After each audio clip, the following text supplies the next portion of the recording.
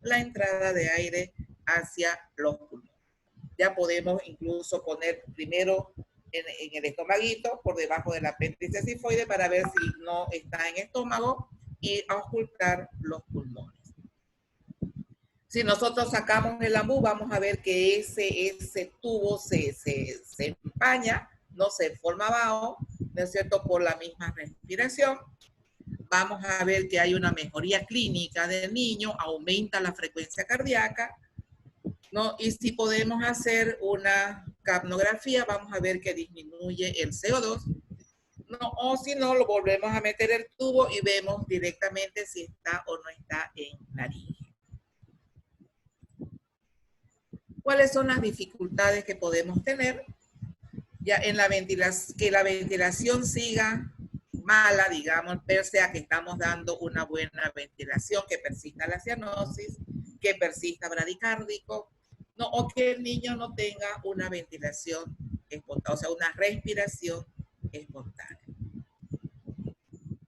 ¿Cuándo vamos a tener una ventilación pulmonar ineficaz pese a que estemos dando una buena ventilación? O sea, nosotros estamos seguras de que estamos haciendo una buena ventilación a presión positiva, que el tubo que tenemos está bien intubado, ¿no? Entonces tenemos que pensar que podemos tener un bloqueo mecánico de las vías aéreas, ¿no? O podemos tener una función pulmonar inadecuada.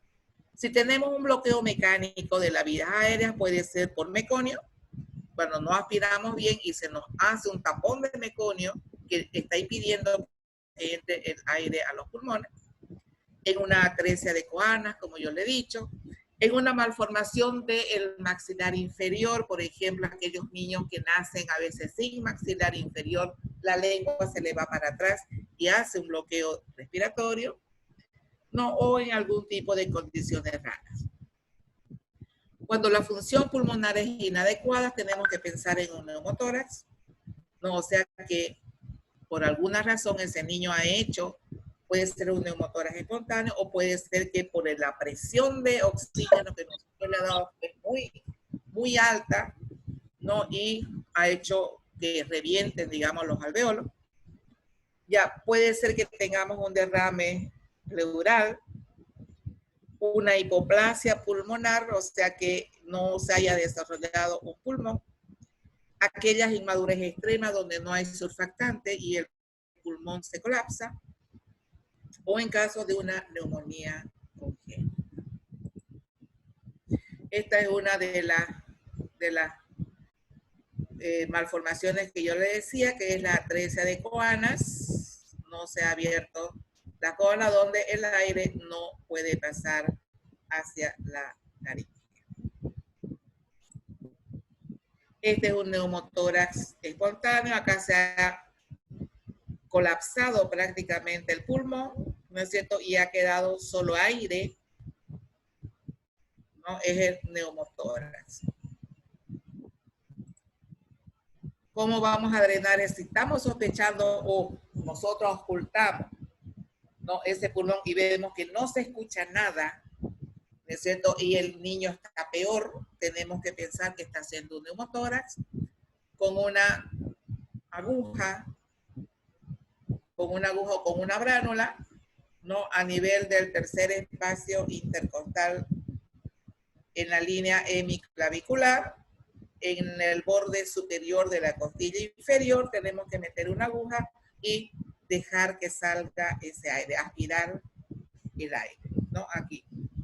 O ya definitivamente lo podemos poner ya, una vez que hemos descomprimido, poner ya a nivel de la línea media axilar, quinto espacio intercostal.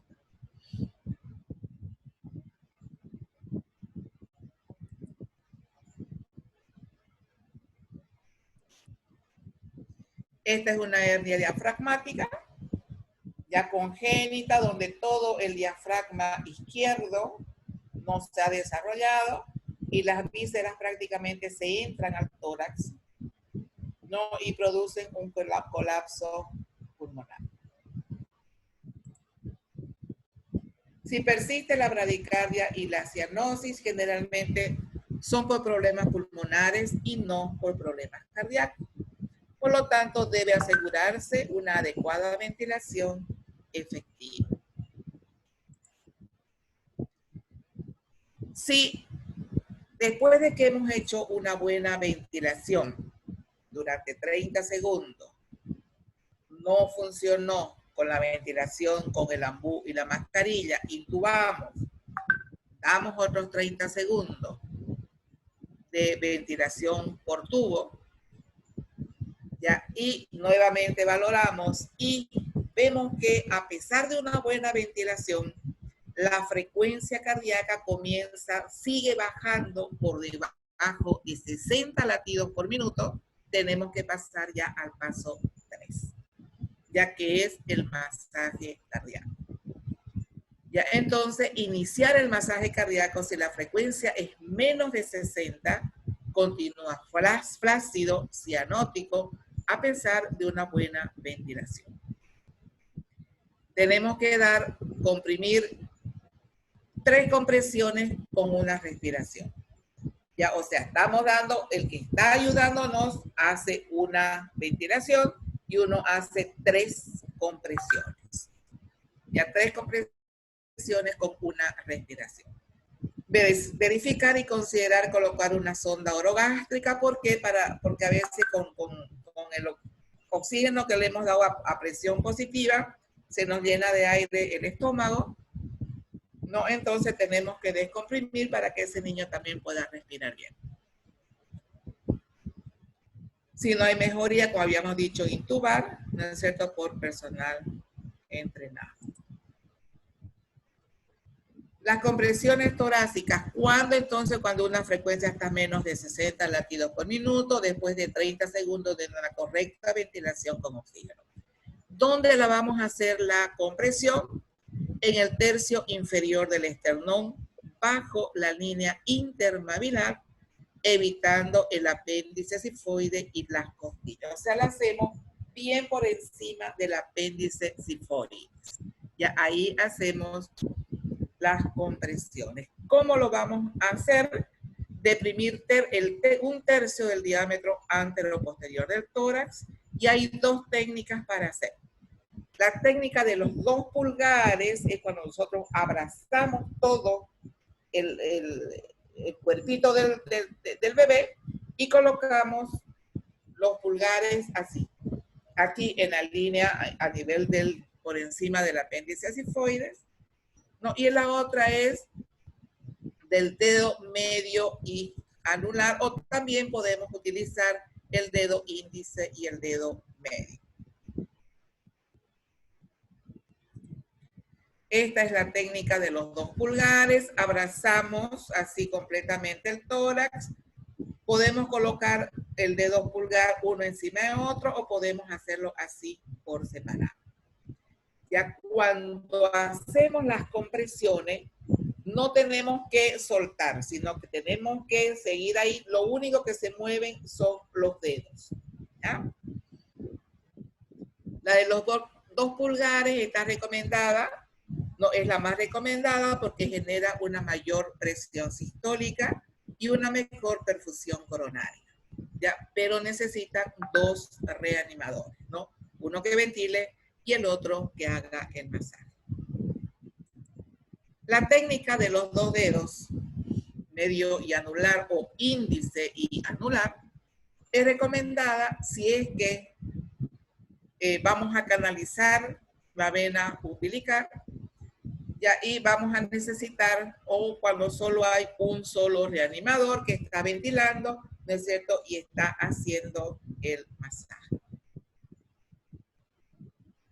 No, porque si vamos a canalizar una vena umbilical, ¿no es cierto?, nos va a impedir, ¿no es cierto?, canalizar bien. En cambio, con solo la técnica de los 2 dedos, se viene uno hacia un lado y la otra, la licenciada, puede canalizar perfectamente la vía umbilical.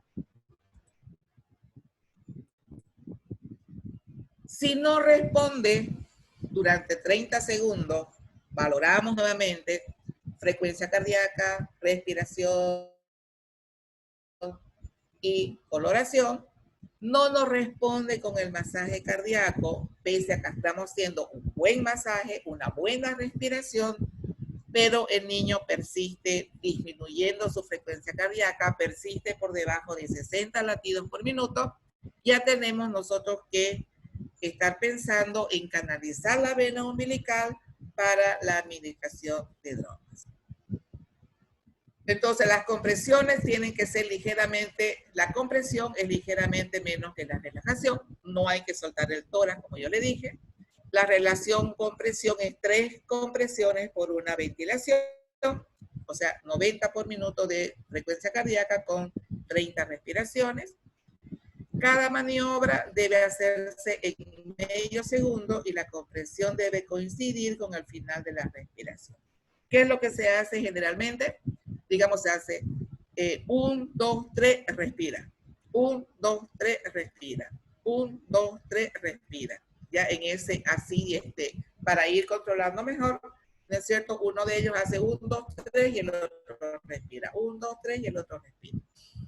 Y cada 30 segundos valoramos, ¿no es cierto? Respiración, frecuencia. ¿Cuándo vamos a detener el masaje cardíaco? Cuando la frecuencia cardíaca comience a elevarse por encima de 60 latidos por minuto. Suspendemos el masaje cardíaco y seguimos solo con la respiración. Ya, ¿cuándo vamos a, digamos, dejar la respiración positiva? Cuando la frecuencia cardíaca esté por encima de 100 latidos por minuto, dejamos solo oxígeno endonasal a flujo libre. Si persiste la bradicardia y la cianosis, hay que ver si no hay algún problema pulmonar o cardíaco. Entonces, cuando no responde después de una buena ventilación, ya tenemos que pasar al paso 4, ¿no es cierto? Que es la utilización de drogas. Ya siempre antes tenemos que verificar, como yo le dije, frecuencia cardíaca, la ventilación y la coloración de la piel. Al pasar al otro ciclo de 30 segundos, se hace la verificación como en todos los pasos. Si no ha respondido a la frecuencia cardíaca, entonces tenemos que utilizar las drogas, y la droga que se utiliza es la adrenalina por vía umbilical. Por eso, mientras estamos haciendo el masaje cardíaco, tenemos que, si no es que está respondiendo, ¿no es cierto?, tenemos que canalizar la vena umbilical. Ya, entonces vamos a poner por vena umbilical. Ya, mientras estamos canalizando, por supuesto tenemos que seguir con la compresión y la ventilación, ¿no es cierto? Pero podemos poner adrenalina por el tubo orotraqueal. Ya, entonces la adrenalina vía umbilical, la dosis tenemos que diluir una ampolla de adrenalina en 9 ml de solución fisiológica o agua destilada. De esa solución vamos a pasar 0,1 a 0,3 ml por kilo. De esa solución la pasamos por vía umbilical. Ya, entonces una ampolla es 1 en 10, la dilución de 1 en 10. Ya, entonces ponemos 0,1 a 0,3 ml por kilo de esa solución. Se puede repetir cada 3 o cada 5 minutos. Ya, mientras estamos haciendo, colocamos la adrenalina y seguimos, por supuesto, con el masaje y con la respiración.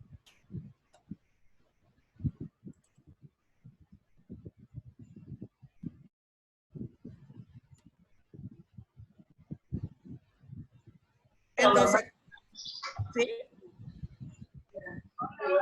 Hola tía, ¿cómo estás? ¿Qué cosa? ¿Alguien preguntó algo? ¿No? No, doctora, siga nomás. Ya, ok. Ya, no sé si me pasa otra. Ok. Entonces, la adrenalina endovenosa, ya la dosis si queremos en kilogramos peso, no es de 0,01 a 0,03, pero con esa dilución que le digo es 0,1 a 0,3 ml. Esto es 0,01 a 0,03 miligramos. Ya no son dosis muy altas. De la dilución por un catéter, aquí está la vena. Vamos a canalizar la vena, este es el ombligo, vamos a canalizar la vena, vamos a poner un catéter y por el catéter vamos a administrar la adrenalina. Mientras estamos canalizando, ya podemos habilitar con por vía orotraqueal la adrenalina. En ese caso diluimos solo una ampolla con 1 ml, o sea, uno por uno. 1 ml que tiene la ampollita de adrenalina con 1 ml de solución fisiológica, ¿no? Y ponemos 0,1 miligramos por kilo. Ya abrimos, sacamos el ambú, ¿no es cierto? Ponemos la adrenalina por el tubo, volvemos a poner el ambú y respiramos para que esa adrenalina penetre a todo el campo pulmonar. Tenemos que usar otros expansores de volúmenes, ¿no es cierto? Ya colocarle un suerito fisiológico o una dextrosa o un ring en lactato, ¿no es cierto? Si es que está deshidratado, reponer los líquidos, ¿no? Y podemos dejarlo con dextrosa pura, ya sea el 5 al 10%, para darle energía a ese niño. Podemos administrar albúmina también, 5 a 10 ml por kilo. Ya la ponemos en 5 a 10 minutos, que también es un expansor plasmático. Ya si hay una pérdida importante de sangre, el niño ha tenido una hemorragia o está anémico, por ejemplo, en esos casos de una incompatibilidad RH, donde hay una anemia severa, administramos sangre ORH negativa. Ya toda transfusión se hace ORH negativa. No, en prematuros la perfusión no tiene que ser muy rápida porque puede provocar una hemorragia intraventricular. Podemos utilizar el bicarbonato solo cuando el pH está menos de 720. ¿Por qué? Porque el bicarbonato no produce, se metaboliza en CO2, no produciendo una acidosis respiratoria, no, en estos niños que ya están con una dificultad de la ventilación, atraviesa fácilmente la membrana celular, produciendo una acidosis intracelular, ya con una hiperosmolaridad, que en el prematuro también puede provocar una hemorragia intraventricular. La naloxona se usa en madres que son adictas o cuando se ha utilizado en una anestesia, digamos, algún tipo de opioides.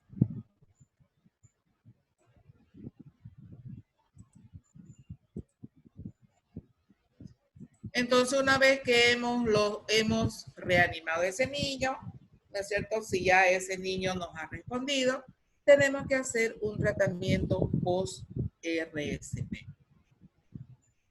El tratamiento post-RSP tenemos que restringir los líquidos administrados, 60 ml por kilo día, normalizar la glucemia, dándole dextrosa al 5 al 10%, dependiendo de cuánto está su glicemia, con un flujo de 4 a 8 miligramos por kilo minuto.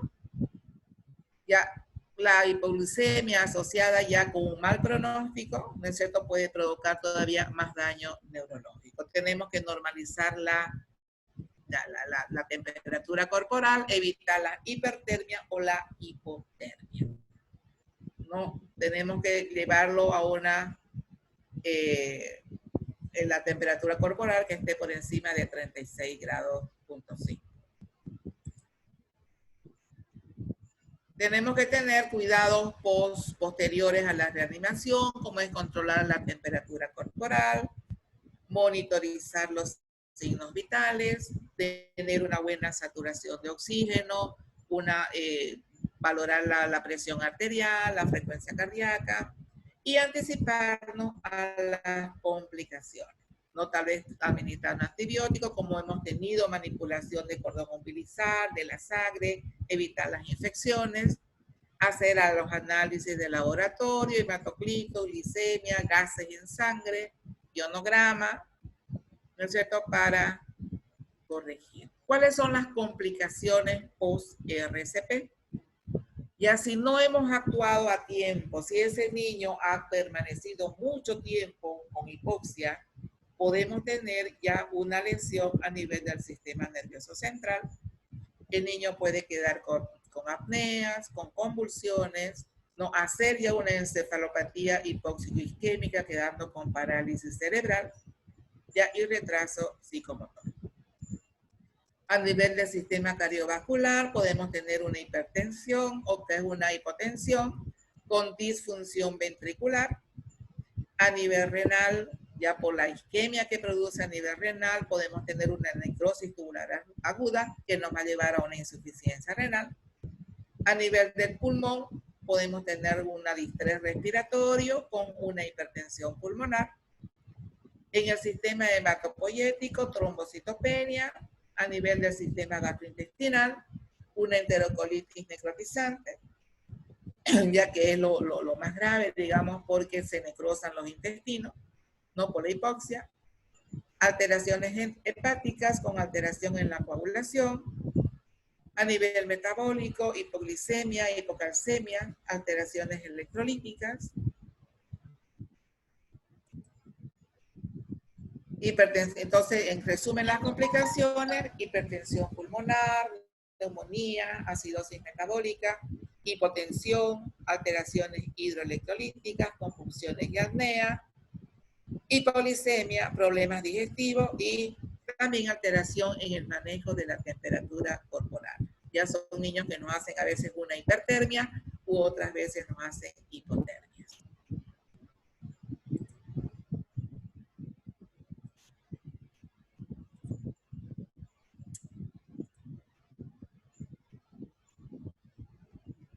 No sé si...